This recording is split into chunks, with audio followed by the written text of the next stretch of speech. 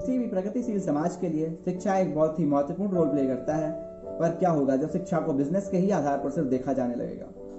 आज का हमारा जो ये वीडियो है वो इसी से रिलेटेड है। So I am Balram and you are watching Sampoorn Gyan. So let's start our today's video. शिक्षा परमो धर्म। हम उस देश में रहते हैं जिस देश में शिक्षा को सभी धर्मों से ऊपर माना गया है। यहाँ तक कि हमारे संविधान में भी सबको पढ़ने का अधिकार दिया गया है, चाहे वो किसी भी धर्म, जाति या संप्रदाय का हो, कैसा भी दिखता हो, गोरा हो, काला हो, कैसा भी हो, सबको पढ़ने का हक है।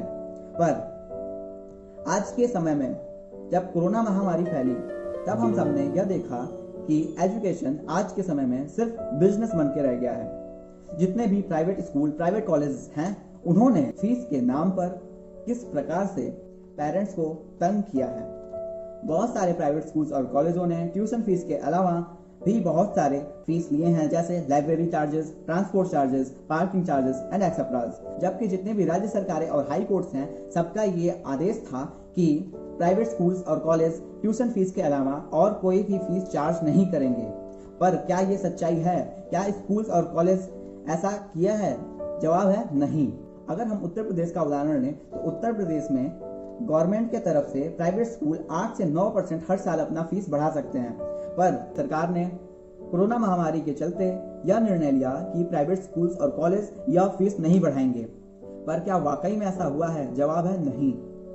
जितने भी प्राइवेट स्कूल्स और कॉलेजेस हैं, उनमें से अधिकतम स्कूल्स और कॉलेजों में फीस बढ़ाई गई है। अब यहाँ पे दो मत हैं।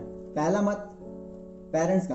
पेरेंट्स ये कहते हैं कि जब लॉकडाउन में पढ़ाई हुई ही नहीं तो हम पैसे किस चीज का दें। और स्कूल का ये कहना है कि भले ही पढ़ाई ना हो परंतु हमने अपने शिक्षकों को सैलरी दी है।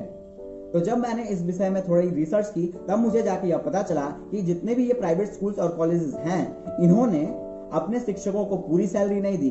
किसी ने 40% दिया, किसी ने 50% दिया, किसी ने अधिक से अधिक दिया तो 60 से 65% दिया। इससे ज्यादा सैलरी किसी भी स्कूल और कॉलेज के टीचरों को नहीं मिली। प्राइवेट स्कूल्स और कॉलेज पेरेंट्स से तो पूरा पैसा ले रहे हैं।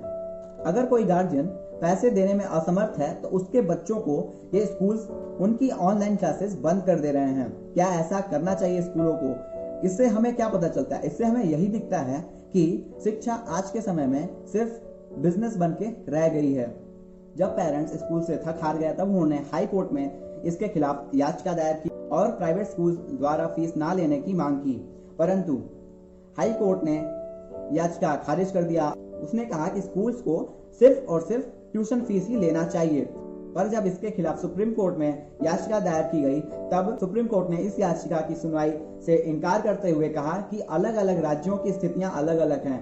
पर जब सुप्रीम कोर्ट ने जेईई और नीट की परीक्षाओं को कराने की अनुमति दी तब आपने ये नहीं सोचा कि अलग अलग राज्यों की अलग अलग स्थितियां हैं। और जब फीस माफी की बात है, जब फीस कम करने की बात है, तब आप ये कहते हैं कि अलग अलग राज्यों की अलग अलग स्थितियां हैं। प्राइवेट स्कूल्स और कॉलेजों को यह ध्यान रखना होगा कि उनके स्टाफ की सैलरी के लिए ट्यूशन फीस ही बहुत होता है। वो ट्यूशन फीस में से ही अपने शिक्षकों को सैलरी देते हैं और अपने अदर स्टाफ मेंबर को भी सैलरी देते हैं। और अगर हम प्राइवेट स्कूल और कॉलेजों के हॉस्टलों की बात करें तो उसने तो अलग ही अत्याचार मचा रखा है। हॉस्टल फी ना जमा करने पे हॉस्टलों से सामान निकालकर कहीं और रख दिया जाता है या फिर बाहर कर दिया जाता है, या फिर बच्चों को ये कहा जाता है कि आकर अपना सामान लेकर जाओ। अगर कोई बच्चा चेन्नई में है और वो दिल्ली में आके पढ़ता है तो क्या ये उसके लिए सही होगा कि वो चेन्नई से गाड़ी करे या फिर जिस तरह से भी वो आए, वो दिल्ली से आके हॉस्टल से अपना सामान लेके फिर वापस अपने घर को जाए?